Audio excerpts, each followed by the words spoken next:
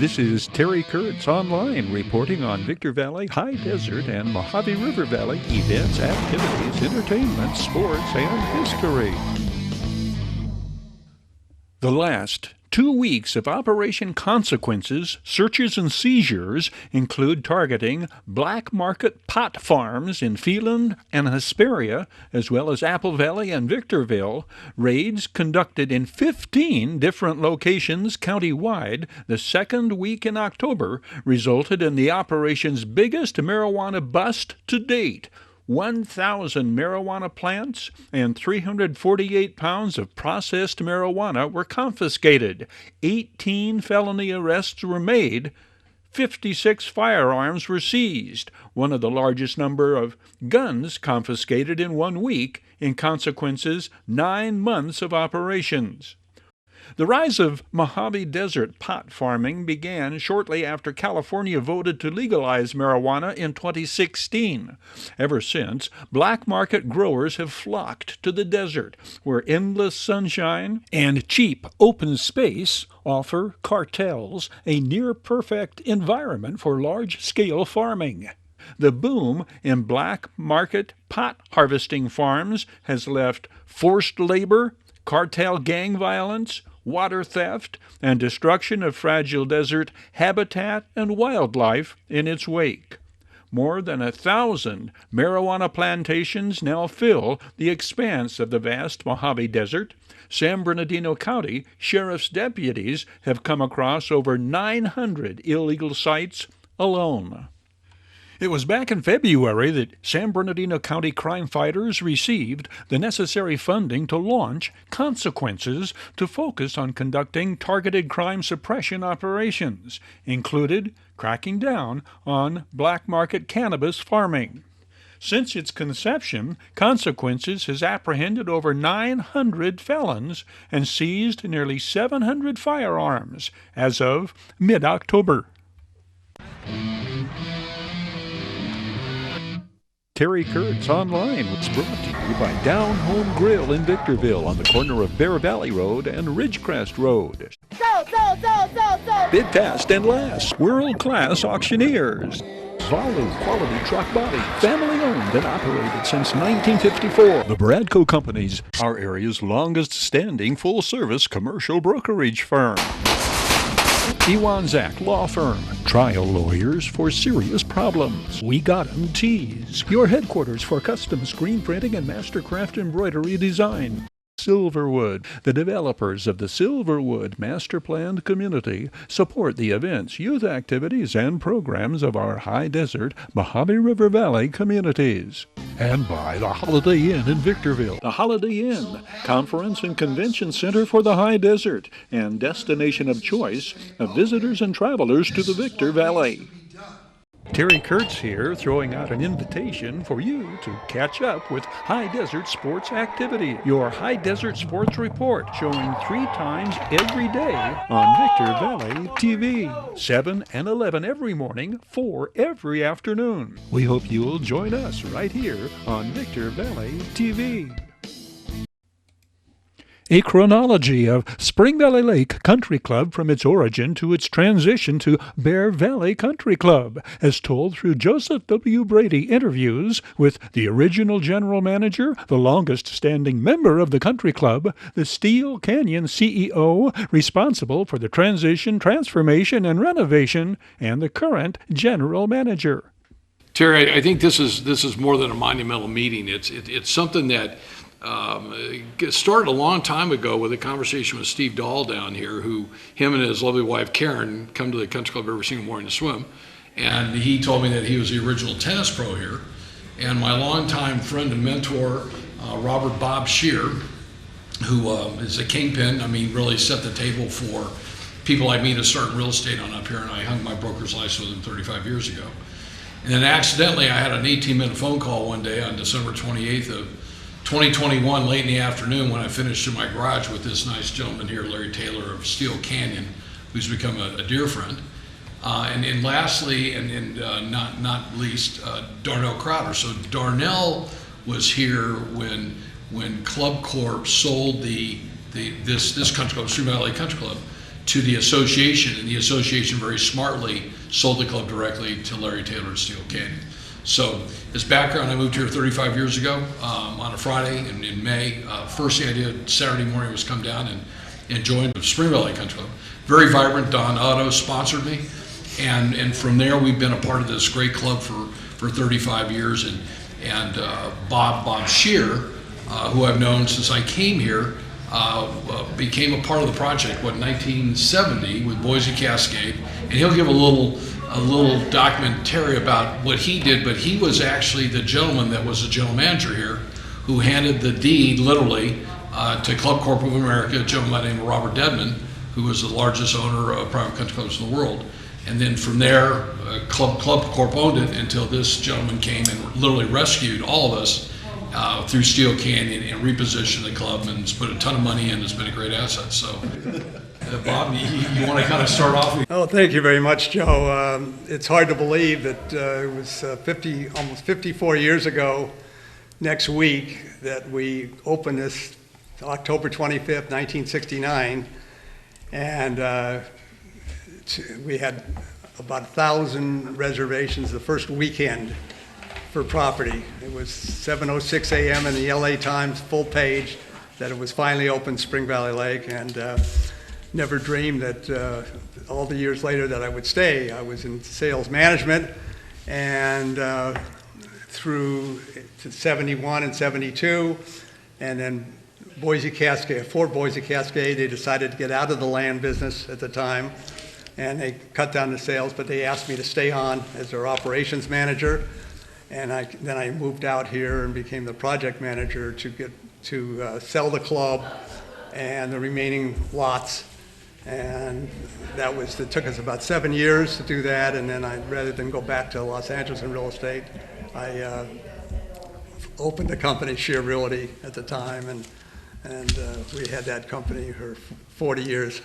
Steve Dahl recalls how he came to become a resident of Spring Valley Lake, and when he became a member of the country club. Darnell, he has to be the longest standing member. I think he is. Sure. And then the club's first tennis pro.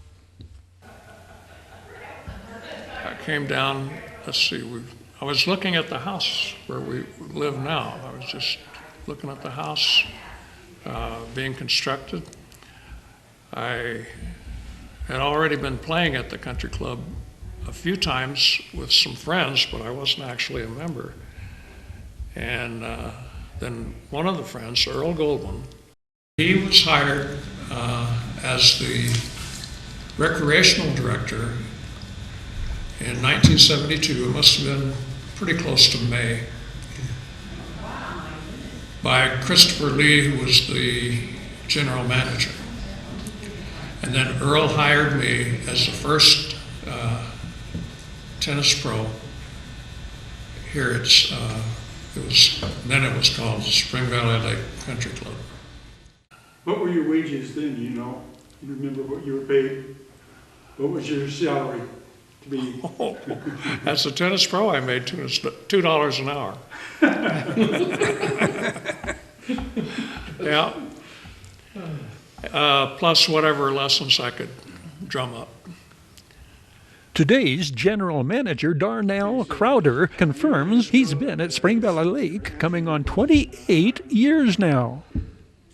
Correct, Joe. I've been in Spring Valley Lake actually since about '95. I moved up here from the LA area for high school, so I've seen this place for years. As a member and now an employee combined, I've been around for about 10, 11 years around this club, so I've seen a lot. Seen a lot of trees disappear between nature and chainsaw, and seen a lot of the course really improve over the years. And one of the biggest things I'll say, and not to talk bad about Club Court or Invited as they're called now, but really I could tell, and I think most members would agree with me, that this place was really almost a zombie country club, if I could kind of equate it that way. We were just existing. There was no real finances behind it. There wasn't much there. We were just existing And that's how Club Corp operated. They're an investment company.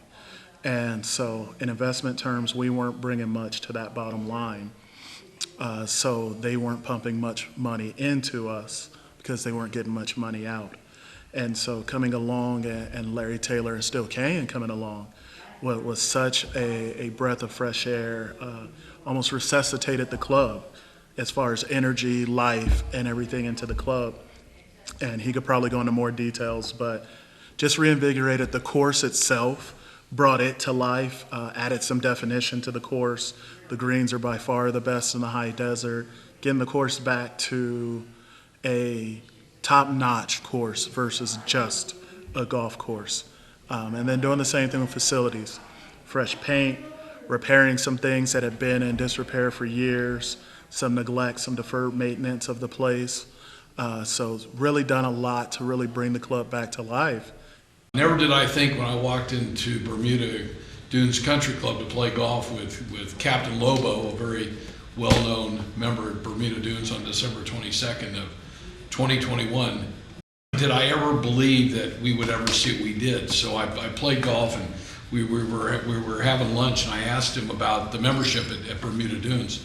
He said that the club had sold, and I said, to whom? And he said to a group that was led by Chairman Kim in Steele Canyon. And so we got done playing golf, and as I walked through the clubhouse to go to the little boys' room, I grabbed a card off the desk from where the pro was, and that pro happened to be Rodney. Well, Rodney, so the next morning on the way home, I called this phone number, just left a message. I was just kind of curious. At the time, for those that don't remember, at the time, Spring Valley Country Club was for sale. There was an escrow with the association, and I was just kind of curious on who this Korean group was.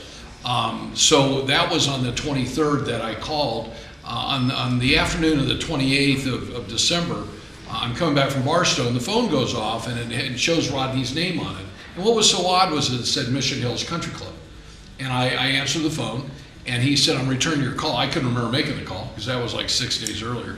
And when we finally figured out why I called him, and I told him where Spring Valley Lake was, I said, I'm just kind of curious on who this group was that bought your country club. And so he immediately went into not only Chairman Kim, but to Larry Taylor. And I said, well, why would you leave Mission Hills, where you're the pro over four great golf courses, Diamond Shore included, and to go to a single club that's 27 holes, well, a great name, and they had a lot of history with the Bob Hope. Why would you do that? And he candidly said, because of Larry Taylor. So I said, tell me who Larry Taylor was. Well, Larry and I have a mutual friend who was an appraiser, and so I knew of Larry's name within the golf business.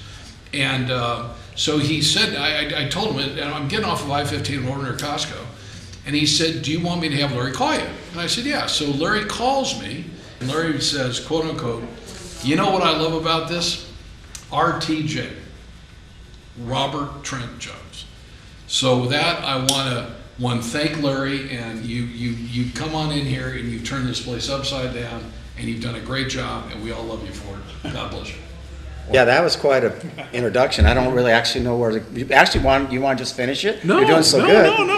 No. The key that Joe said about this purchase of this golf club was the RTJ. And so, just to quick background, our company.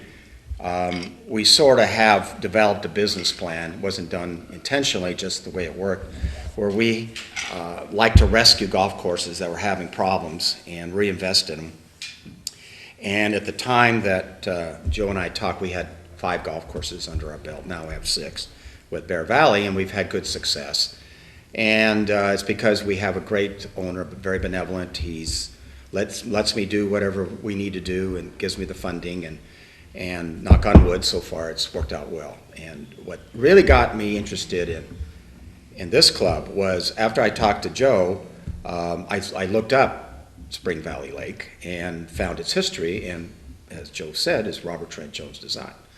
Well, that's like, the top of the golf business in terms of the architects and the history, and his amazing golf courses that he's built has, still today, as Joe said, decided to come out and visit. It was a cold January one. We were in Bermuda Dunes, and we didn't want to play golf. And ironically, in our house, we have a poster of a Joshua tree. And I'm looking at it with Janet. I said, let's go look at those Joshua trees. You ever been there? And she said, no. I said, while we're at it, let's stop by Spring Valley and make a big loop to go home. And we lived in San Diego, so we did. And Joe mentioned the conversation that we had. And we took a ride on the golf course. And the minute I looked at the golf course, I knew it was going to be something special. It needed a lot of work, but I knew it could be something special. And so we pulled out really what I think is an amazing purchase. Club Corp did not want to sell to us. So we worked out a deal with the HOA where literally we bought the golf course from the HOA 10 minutes after they bought the golf course from Club Corp. Sale. I think Club Corp probably, this is speculation on my part, but probably didn't want to be known to sell a golf course, one of the courses, to a competitor. Kind of like admitting that they didn't do as well as they should have. So, and as Joe said, the bar was low. Darnell intimated that, or actually outright said that they had not put any money in. So it was very easy. So the first thing we did is I said, what tells people that you're really successful or you're really having problems? And that is the parking lot. Because if you go to, that's like the last bit of deferred maintenance. So if you go to a parking lot and it looks like not so good, then that's probably what's happening with the place. So we spent the money, put a new parking lot, and put the world alert that we were indeed serious and we were going to make a big difference. And just as a side note, another reason why we decided to look into this club was the minute you drove off of Bear Valley Road into this facility, the roads are perfect. Absolutely perfect. And so that I knew the community was successful and they're putting money back into the infrastructure. So it kind of ties into the parking lot theme. And then I found out there's over 3,800 homes here. Joe told me there's 4,215 lots. So that's quite a community. So all those things were lining up. And so we went about our business and started knocking down things in terms of projects. First thing we did was tree work on the golf course. That's usually, like the parking lot, a sign of a golf course having issues. People plant trees many, many years ago, think it's going to be great, and then it turns out it's just there's trees everywhere, and a lot of them are ugly, and so we cleaned up the golf course. We added new sand to all the sand traps. And basically just started with the process of, it's almost like flipping a house. We started the process of getting all these things back in line, and then it morphed into the new furniture, paint, as Darnell said. And then we had a very unique situation happen along with this renovation. Robert Trent Jones Jr., who I mentioned earlier, he was in business with his father, Robert Trent Jones Sr., and both equally are significant in the golf business. And Robert Trent Jones Jr.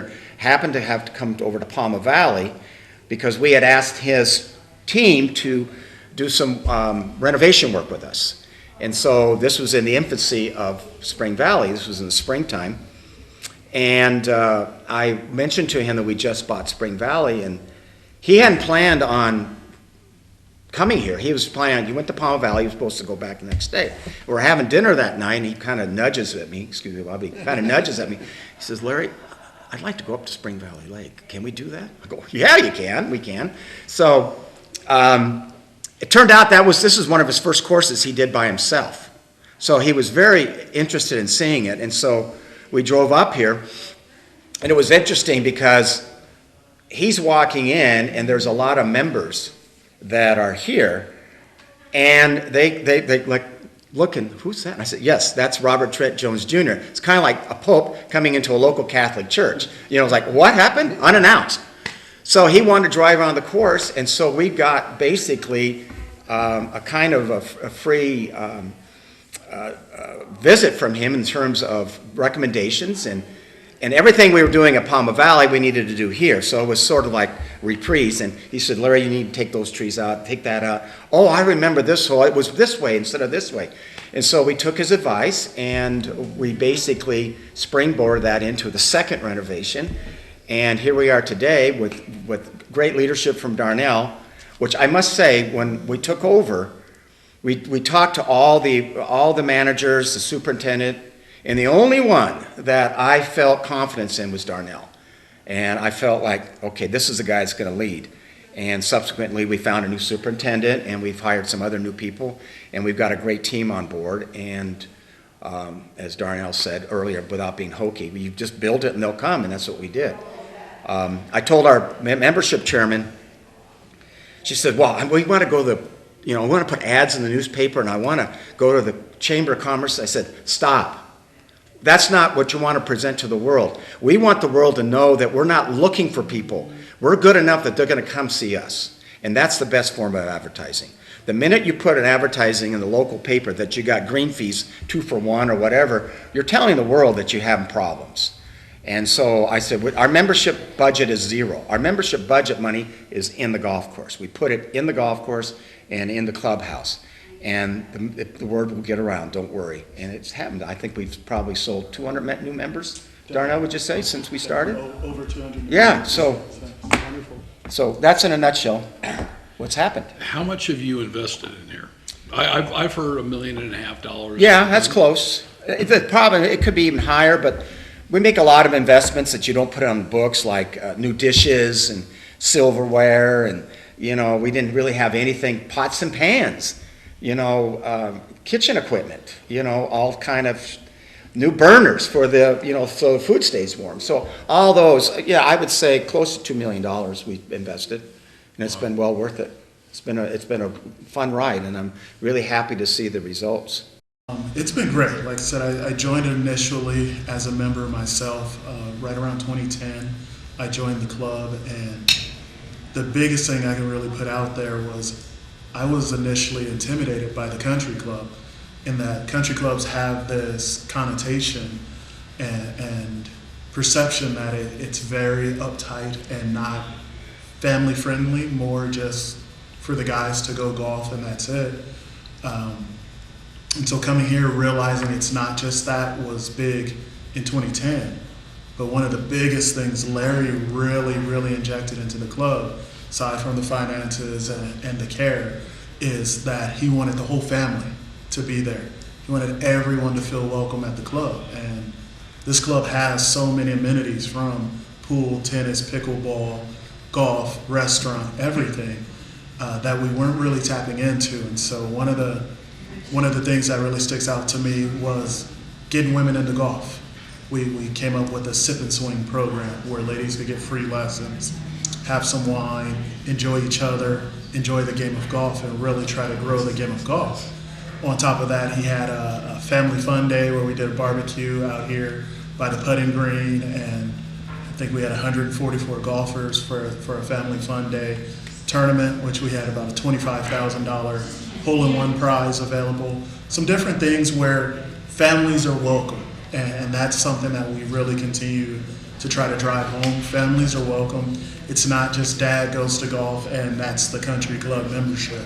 It's top to bottom, dad, wife, daughter, son, everyone has something to do here, whether it's our kid triathlons, our sip and swing for the ladies, kids craft nights, and then of course the golf course and golf tournaments. So it's really been nice to have that family fun center type feel as well to the country club, and not uptight feel around the club. So he's done a great job with that as well. Very good. Well, my real final comment, and I hadn't mentioned this earlier, is the HOA and our goal as a golf course owner to be equal to such a fantastic, amazing amenity, which is that lake. I mean, I bring people up here, they had no idea. I mean, it's a mile long, and there's all kinds of activity, fishing and skiing and wakeboarding and all those things. And I finally feel like the golf course is equal to the lake in terms of its amenity and what a great asset is to the community.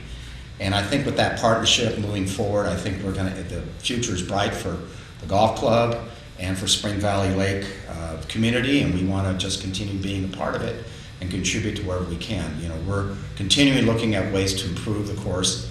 We just had a meeting earlier about Darnell and myself, superintendent, about some projects we're doing, and we're just keep moving forward, keep trying to get the golf course looking better and better, as well as the clubhouse, and make this combined with the lake an extremely unique property in the high desert, arguably the best property in the high desert. So I'm very proud, and I want to thank Joe for everything he's done. He's a deal maker, as we all know. He makes things happen, and if it wasn't for his cajoling and constantly telling me how good this place was, and he was right, we made the decision to purchase, and here we are today. And so thank you, gentlemen, for your kind words, but it really is it's a teamwork on all of our parts, all our staff and myself, and I'm just happy to be part of it. So thank you very much for this opportunity.